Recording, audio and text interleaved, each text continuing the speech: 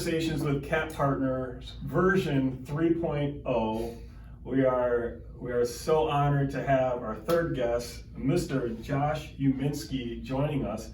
Josh is the team leader here at KWCP. However, we also want to coin you as maybe the CEO. I mean, I think a new, fresh name to it. Okay. I'm okay with that. I think that's really what the role is when you think about it. Sure. So And also when you're talking to recruits, you mentioned to us, if you say you're the team leader, everyone's like, well, I don't want to join the team. Yeah. So in recruiting appointments, I've been explaining. So Brian is kind of like the chairman of the board. The investors are the board, essentially. Perfect. So, Right. So our CEO, and some of the things that Josh has accomplished thus far in his relatively short real estate career. He also won the top 10 under 40 in 2019. He was one of the Real Producer magazine on the rise in 2019 as well. And he's a $10 million producer in 2019. He has served as chair of business technology with the Columbus board, chair of CorePac fundraising, chair at YPN, which you currently are chair at YPN, right? And then he's been Ohio Realtor Director for 3 years. Yeah. Anything else you want to add there? I don't think so. Yeah, well, I'll tell you what, from being licensed in 2013, that's pretty remarkable, so congratulations. Thank you. Also, once again, we want to make sure that we know the most important part about Josh is he's been married to Shelly for 4 years, and they have two cats at home, right? Yeah. Callie and Sadie? Yeah, Callie and Sadie. So Callie is a calico, which I thought was the most boring name possible. So I am a big baseball guy. Cal Ripken was my favorite player growing up, so I call her Callie Ripken Jr. Gotcha. I love that. That's my little spin on it. So perfect. So we'll get into this, Josh. We just want people, the viewers, to learn a little bit more about you. Maybe on the personal side, maybe on the business side, where your successes lie, and where there's opportunity for Josh going forward. So you want to kick off with question one, kind of see where it goes? Yeah. So thank you very much for setting aside some time here. Should we introduce ourselves in case the people, this is the first one? Sure.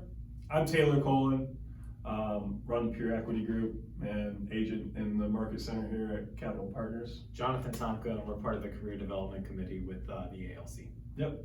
So now let's ask Josh a question. All right, so what stands out to me is you have quite a resume for somebody that's comparatively fairly young in the business, right? You've ascended to a lot of positions. That tells me that you're very relationship-based, right? And I know from personal experience, you have a very approachable, likable guy, personality, right? What do you think is the most important aspect of building relationships that make your business successful? To building relationships, I think it really comes down to just listening to somebody, right? So if you're trying to get to know somebody, you have to hear them first. So if somebody's just constantly talking, and you're not hearing what they're saying, you're gonna walk away from that, and there's no relationship there, right? There's no conversation coming from that. So if you're talking about your family, and I'm not asking you in return what you just told me, am I really listening to you? Am I building that relationship with you? Or am I just sitting here to get through this meeting kind of thing? So I think that's really important. So the connection, Yeah. right? Like that to me is what stands out in a lot of one-on-one conversations that you have. Some of the best leaders in what we read and study are really quiet, and they do a lot of listening and a lot less talking. So I'm told all the time, I'm the guy in the back of the room who's just listening, but I'm taking everything in. Sometimes I'm over analytical in that sense where I'm listening to so much stuff to then go build those relationships. So when I was younger, I moved like 19 times, I think we counted one year. So I think it comes a lot from, I was the new kid in class. So I didn't know, okay, who's the cool kids, who the kids I don't want to hang out with. So I sat there and I had to analyze, okay, where am I fitting in to all this? So I love that answer, and I love the word listening, because I think we as people don't do enough listening. We're quick to respond, and we're already making judgments in our head based on the first 0.3 seconds that someone's telling us something, right? And I tell people, in elementary school, we learn how to write, we learn how to read, we learn speech, we learn all these forms of communication, but we always forget about teaching people how to listen, right? So you mentioned some of your history that led up to listening. When did you start to realize that this is such a powerful tool when it comes to real estate, and how do you relate that to your clients? How do you relate that to the role that you're currently in? Yeah, so good question. It's kind of going to be a backwards answer because we're talking about listening, and when I learned that was I'm terrible at listening to people when they tell me their name, right? So I'm listening, but I'm more listening on what's their body posture, what's their, how are they coming at me and approaching me in that way? What kind of clothes are they wearing? Because maybe that's, somebody's younger who's wearing a certain type of clothing or whatever. Like I'm listening, but not listening per se, if that makes any sense. So when I realized that, like, shoot, I can't remember that person's name when I got into real estate, is when it dawned on me that I'm listening just in different, ways or aspects. Capacities, yeah. For sure. Great So, answer. I think so much of our personal experience shows up, and it really is a springboard for our careers, right? It's kind of where our passions develop, but being a new kid in a bunch of different schools and kind of like taking it all in, and like you mentioned, you don't know who is the cool kid, you don't know who is the bad kid, all these things. I think one of the most attractive things about you is you are non-judgmental whatsoever. And I think when you're thrown into those environments, you really can't be judgmental. And I think that is so important in our business because it makes us relatable. And in your position, being the CEO and the leader of an office, you always want people to be able to come to you, right? And you always want to be able to give them the time to listen. What is the building blocks in your head for your vision of growing through that influence? Like, where do you see your position going? As far as just listening to people, and it's like building the relationships, right? We're going to grow from the inside out. Listening's part of that. Like, what's your vision for how you want to be the CEO? I think, culture is always thrown around, right? That word culture. But I think that culture is set from having that open door policy and listening to people and just realizing that, it's like when you're driving on the highway and you're like, somebody cut you off or they're angry or whatever, like, you don't know what kind of day that person's having. Like, their dad could have just died. You don't know that, right? So it's always having that open mentality, like, yes, they're annoying, or yes, they're aggravating you, but you don't know what they're going through on the other side of that aggravation or that annoyance. So when you set that fundamental that, okay, this is how I'm going to approach everything, to not be judgmental and not, let the little things affect you, you can open up other things, other opportunities, right? So if you're having conversations with people and you're open to somebody who's having a bad day, that culture's created that hopefully they'll remember you when they're having that good day and come and say, and they'll help you in return. Does that make sense? How you make them feel. Yeah. How you make them feel. So that's where the culture aspect of that comes in. I think sometimes the culture word is just thrown around and it's okay, let's have fun and everyone get along kind of thing. Right. We have to have those building blocks first. That's great. I love that. Let's rewind a little bit. We're kind of, what I want to know is, let's go back to 2013 when you got licensed. Yeah. Maybe give me the year prior to 2013, 2012. What was going on in Josh's life? What led him into real estate? And then what I want to know is 2013, 14, 15, where were the challenges and where was the success within your business and you personally? I mean, I think they go hand in hand. Yeah. So prior, I was coaching baseball at Kilbourne and doing merchandising for Home Depot. And my now wife, we had already been together for 2.5 years, was like, oh, we going anywhere with this? What's going to happen with this? So, right. And I was making okay money for me, but not to, like, in my head, to start a family and do all that kind of stuff. So I had taken the real estate classes in college, always had an interest to it. So I'll get my real estate license, it'll be easy, I'll make all kinds of money, right? That was my mentality going into it. So I've heard that story before. Yeah. So learned out real quick. I started with HER. They were great at training me how to write contracts and everything. I'm not from Columbus, so I could write the best contract for somebody. I just didn't have anyone to write a contract for it. So did that. I was there for probably 5 or 6 months. Needed to make money somehow, so I went and was in an admin to a broker for 9 or 10 months. Learned the business, learned everything I needed to learn, And then that's where I went out and I joined Berkshire. I was there for 5 years, and that's where I kind of built my business and everything. So How was your business in 13, 14, kind of 15? And then when did you start to feel that momentum within your business, and why do you think you felt that momentum? I think I did 1 or 2 deals my first year, maybe 3 deals. Like, it was not a lot. That's why I needed, something else. It took off for me. I was watching a Tom Ferry video, and he broke down, okay, you need to run your business like a business. You need to take 33, 33, 33 and run it like a business. And that's when it clicked to me. And as soon as I started doing that, then that's where, and that was 2017, I think, stuff started, flowing, and that's where the business really started taking off. Awesome. So, I think you would make, and I think you probably did make, an amazing coach. I just feel like you can connect with people in that way.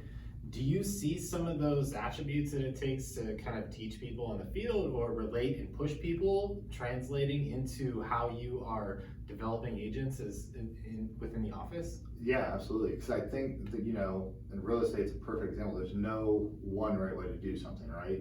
So you could have 9 different players stepping up to a plate. All 9 of them are going to have a different swing.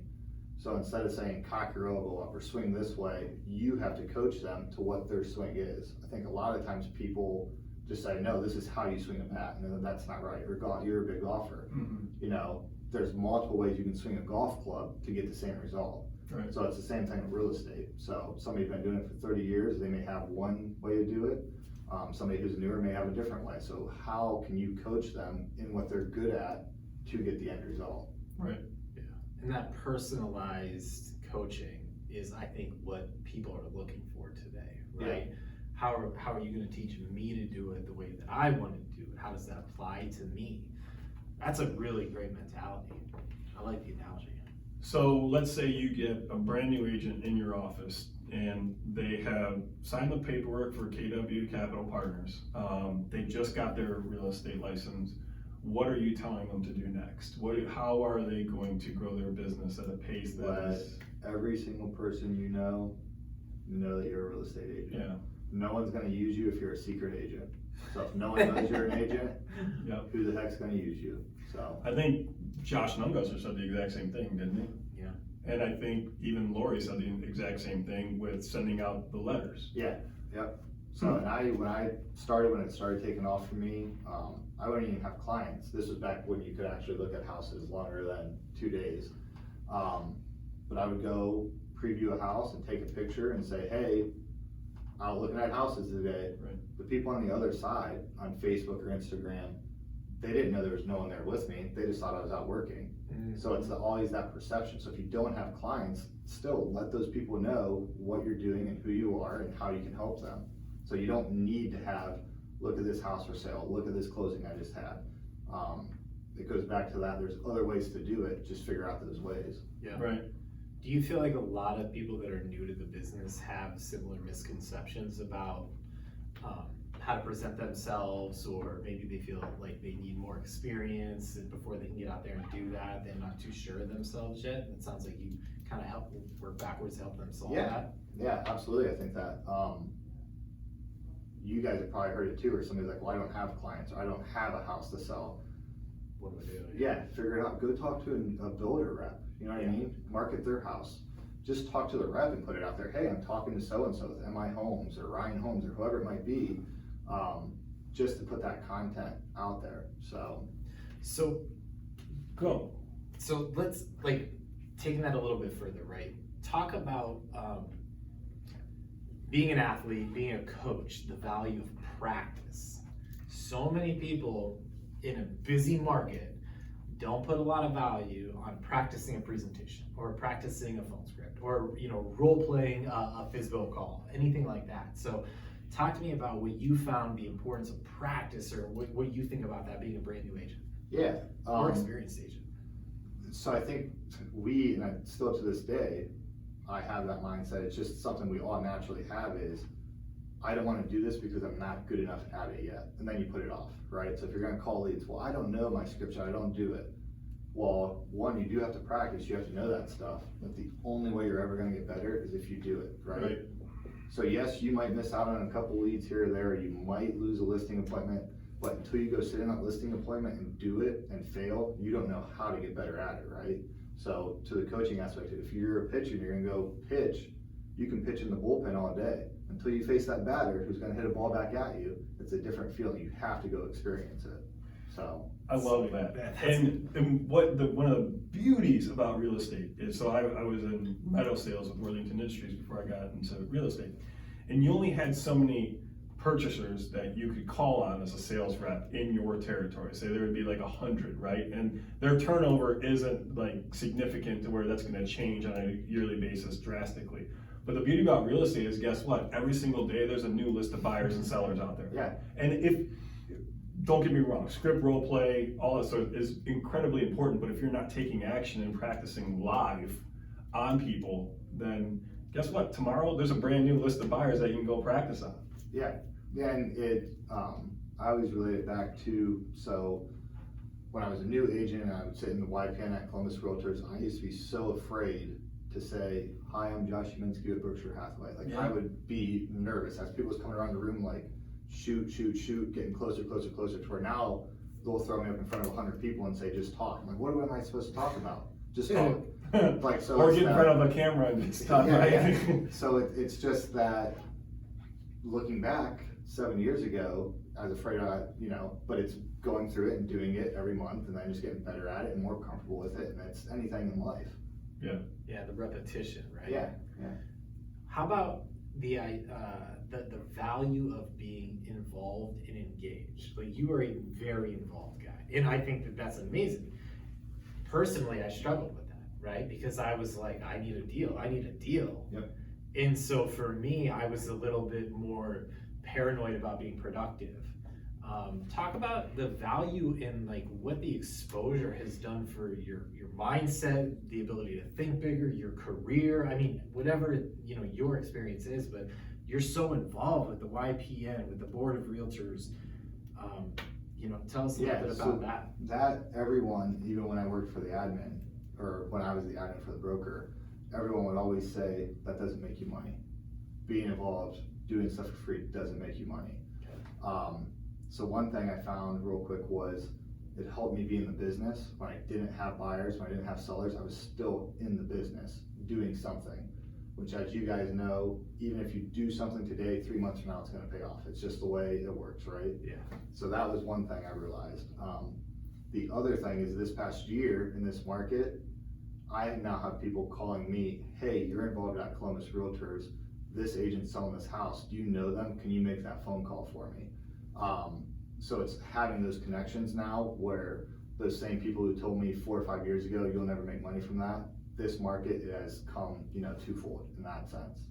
So It's a small world. yeah, those It agents. gets smaller, right? And when you have those connections, you guys know how it is. You can call somebody and an agent you don't know is gonna say, I have 20 offers, bring me your best. But that person you say, hey, is this gonna work? Well, maybe you have to come a little high. They're gonna help guide you to where you need to be in that. And it's just having that relationship with them. Yeah, the relationship aspect of the deal is incredibly important, knowing that deal is gonna get to the closing table. Yeah. Yeah, in this market, I think it goes a long way is having a work history with somebody, or, like you and I used to be part of the mastermind and just like think tank groups in the past, Yeah. right? Through real producers and other avenues. So building those relationships do allow you to have a different experience that you can hopefully create a win for your clients. Yeah, and that's how being involved, that's how I met Brian, Mick Gordon, Sue Les Gleach, Sue Van Workum, those older agents who have been in the business forever. So now when I have a problem or a question, I can call them and say, hey, what would you do in this scenario, kind of thing. That That's makes awesome. you better. Yeah. There's a couple questions I want to get to. Number one is, so Josh is waking up in the morning, he's putting on his blazer and his tie and he's looking good. Always looking good. Why? What? So Go for that it. came from, so when I started, I was 28 or 27. Right. And I just felt like if somebody was gonna take me serious, I had to look serious, right? If somebody's gonna go buy a $300,000 house, Mhm. They didn't want to buy it from, whoever. I now know that that's different, you know what I mean? Real estate, you can dress how you want, do what you want, but in my head, that was my mentality then.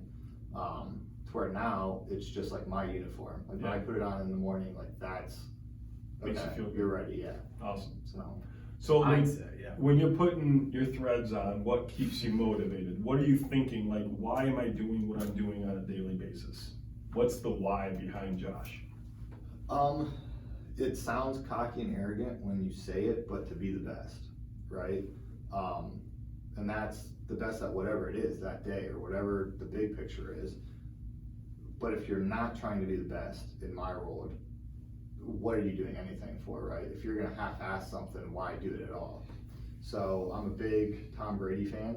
Mhm. So not a Patriots fan, not just Tom Brady in general. Watched a documentary on him where he's probably the greatest quarterback of all time, and the coach is talking about, I'm teaching the greatest quarterback of all time how to move his elbow a quarter inch so he can make a better throw. And the guy's like, what am I supposed to teach him? What do I teach the greatest quarterback of all time? But Tom Brady's mindset is, damn it, I don't care if I'm playing till 40 or whatever, I'm going to be the best, and I'm going to make everyone else better around me by having that attitude. So that's my big why, is just whatever it is that day, go do it, don't half-ass it. Awesome. That's awesome. I think Tom Brady is one. It makes me think of Michael Jordan's book. Yeah. It makes me think of his reputation, even with the Dream Team in the Olympics. It makes me think of Kobe Bryant's reputation. And there's just certain people that they're constantly improving. Yeah, so that Derek Jeter was another favorite player that I always, Yep. took me until I was older to realize, why did you like these specific guys? But it was always those guys who might not have been the best, but they wanted to be the best. Yeah. So Derek Jeter might not have the best stats, but he's the captain, right? Like, that's the mentality you have to have. There's a drive behind Yes. it. Not necessarily the statistics and the headlines, but Right. there's an internal drive Right. that some people have. Yeah, and at the end of the day, you might not get there, but if you're not trying to get there, what are you doing? Yeah. And for somebody like you, it sounds like it's just a waste of time, right? It's a waste of effort if you can't be 120% committed. Yeah. Do you think you got that from sports growing up? Because you were a big baseball player, right, growing up? Yeah, I think so. I think it was kind of that chip on my shoulder. I was the tall, lengthy, skinny kid who was good but not quite good enough. So I think part of it, I'd be lying if I said no. But I don't know where the other half of it came from. Maybe just following different people and seeing. I love to read, so reading some of those books and you hear people talk about their lives, and it's hard. You don't want to look back and just have, okay, I wasted 20 years of my life, right? So I think that may be the other part of it. So It reminds me of, like, I was having a conversation and an agent said something about, like, well, I finally feel like it's not going to consume me. And then the conversation was like, well, let's change your perspective on that, right? Because I can understand that we can get consumed by our career, but would you think that, to reach the amount of success that you want, it's going to take more effort than you expect, harder work than you expect, longer hours than you expect? So can we change from being consumed to being committed? Right? yeah, I like. And then your perspective is, I'm working for it and I can improve. Because what you hear from some famous athletes or these people with these reputations is that they just worked harder than somebody else is willing to. Yeah, and that's what there was that, I don't know what it was, meme or GIF or whatever that was going around a month or two ago, where people are like, let's quit, glorifying the 80-hour work weeks or whatever. And for right or wrong, my initial reaction was, that's fine, but then take home that 40-hour pay. Take home that 40-hour whatever, right? So you don't have to glorify it. There's nothing wrong with doing that. That's who you are. But don't victimize the people who do. Don't victimize the people who are fine doing that. Yeah. Right. It's awesome. So, team lead or CEO at KWCP, this is a new role for you. How long have you been in the position? Just like a few months, right? Yeah, I think it's literally like 2 months 2 this months? week, yeah. So, what led you to explore the position, accept the position?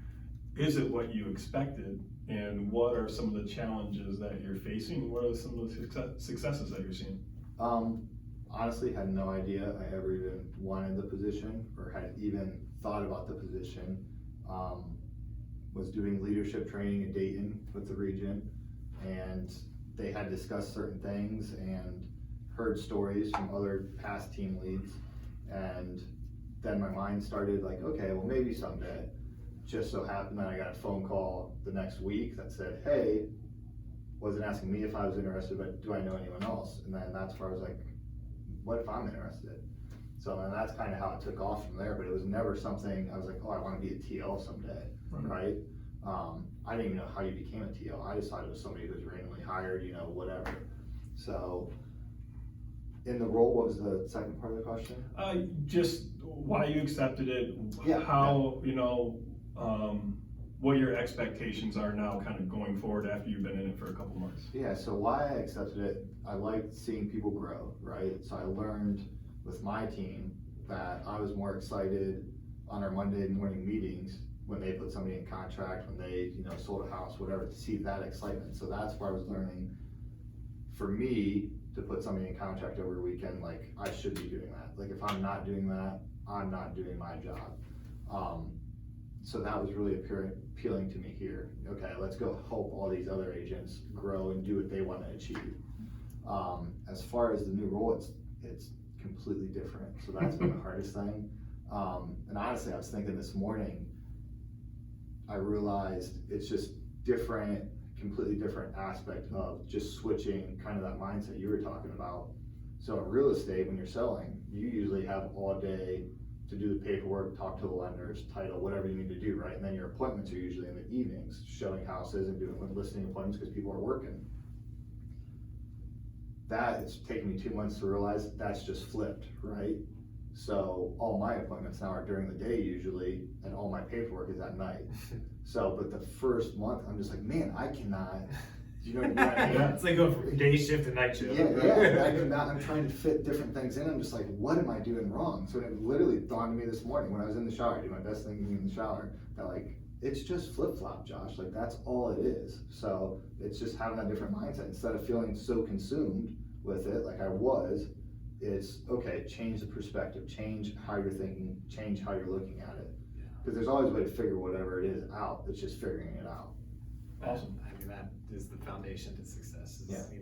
Somehow we'll figure it out. So I just tell you from my, what I've learned in the business and what I've seen from different, experiences with team leads and offices. And when I heard that you were our team lead, my gut reaction was like, you are the most perfect person for the position.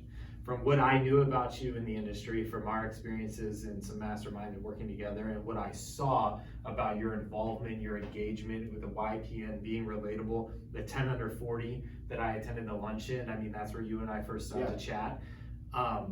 I loved it. I think the world of you, I think the world of what you're gonna do, and I don't think there's anybody better than it. I said, whoever thought of Josh Uminski for this, what a win. What a win for our market center. I appreciate that. I don't think I was the first thought, so you can give somebody some crap for that. That's okay. I mean, there's a lot of people out there that could do it, and I'm not like the world's greatest recruiter, and I don't know exactly what translates to success in that position. But from my experience and what I saw, I thought it was amazing. So well, thank you. I'm excited, man. I'm excited for what you're gonna do here. I really am. Good. Yeah, and Hit it. I guess I'll say ditto because you just like hit the nail on the head, right? I agree. I mean, I didn't know too much about Josh before you accepted the position, but been blown away. And I think the one word that you mentioned today that I have realized is a big part of your leadership style is listening. Mm-hmm. And I think that is probably the most important part of a true leader, is being able to listen and interpret what someone is trying to communicate to you, even when they don't even know what they're trying to communicate. And I think you do that at a very high level. Yeah, it's important. Let's wrap this up. Like $1 million. Rapid fire? Yeah, hit it. All right, here we go. Josh, if you could have a giant billboard anywhere with anything on it, what would it say? Giant billboard anywhere with anything on it, what would it say? I have no idea. Coffee's on me. Yeah, maybe just a picture of me drinking a coffee cup that says I like coffee. There you go. So, How many cups of coffee do you drink a day? It used to be Is two it in the more or less morning now, and yeah. one in the afternoon. Now it's probably about 4 or 5, Yeah. maybe 6 throughout the day. So Alright. I'm not used to being in the office all day, right? So now I find myself walking. Yeah, it's into an the easy car. habit to get Yeah, sucked yeah. into. Right. So How has failure or apparent failure set you up for success? And do you have a favorite failure? yeah, so if you're not failing forward, like you're not learning, right? So everyone's gonna fail at something. It can be something minor throughout the day that you're gonna mess up or do wrong. You're gonna learn, don't touch the hot stove. We learned at some point not to do that. So just making sure you're learning from that. But the first time I started a team, if we're doing real estate related, was just an epic failure. And it like set me back to where I was like, I'm not doing this, just be your own agent. Don't took a whole year where I'm just like, go backwards and just reset yourself before I started the second time around. So that was a huge, just sleepless nights. I went to Key Realty thinking like that was gonna solve the problem because I could hire admin and save money, and 6 months of literally staying up at night. Like, what did you do, Josh? Yeah. So What you learned. yeah, That's yeah. cool. We talked about reading, right? So tell me this, what book or books have you gifted the most and why? I don't know what book I've gifted. I'm gonna have to get used to gifting books though, 'cause I feel like that's the KWA. Right? It's gifted, I don't know. I haven't gifted too many books, to be honest. Let me ask you a different question. Okay. What's your go-to book? What's one book that you read multiple times or maybe once a year or whatever that is? Growing up, it was Maniac McGee. Hmm. It was a kid who rode a bike through town. That's great. Now I think I've probably read Sell It Like Sirhan 5 or Okay. 6 times.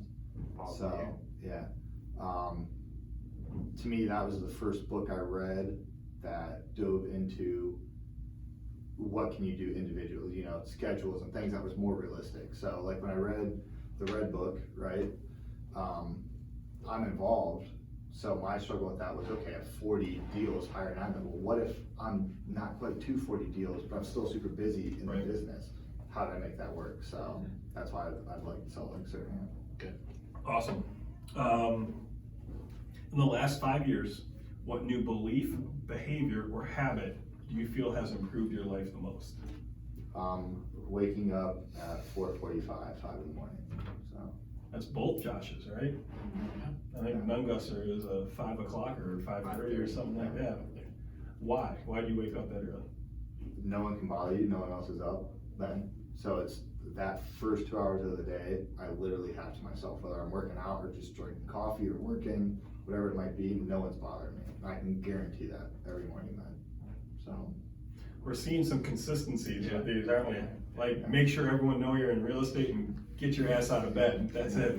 There's something to be said for how that kind of sets a tone for the rest of the day, right? yeah, yep, yeah, Totally and I agree. drag the entire, if I miss getting up, then I'm, the rest of my Off. day is all thrown off, yeah. Yep. I know the feeling. Okay, last one. What question did we not ask that we should have asked Josh today? What question? If the Browns are gonna go to the Super Bowl. Are the Browns gonna go to the Super Bowl, Josh? Damn right they All are. right. There you go. What do you like more, baseball or football? Growing up, it was always baseball, but baseball it's just not baseball anymore. Like, you don't hit for average, it's home run or strikeout. Yeah. People are switching positions every other time. So right now I'm more football, but it could also be that the Browns are actually good too. So What position do you play baseball? pitcher and shortstop. So Good for you. Awesome. I think that's it, Josh. Thank you. Thank Yeah. you very much. My bud. We're pleasure. really excited to see what, not that we're already seeing it. We're gonna do this again, same time next year, and we're gonna talk about your progress. cool. Yeah, I'm it'll be down a lot for of that. fun. So appreciate you and thanks for spending some time Awesome. with us. Lucky to have you, man. Later, guys. Thank you guys. Thank you.